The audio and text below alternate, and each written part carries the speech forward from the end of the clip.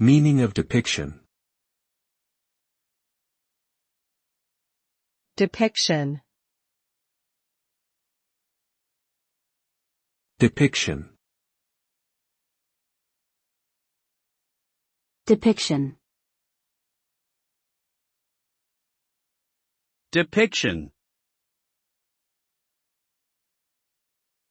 The word depiction refers to the act of representing or describing something through words, images, or other forms of art.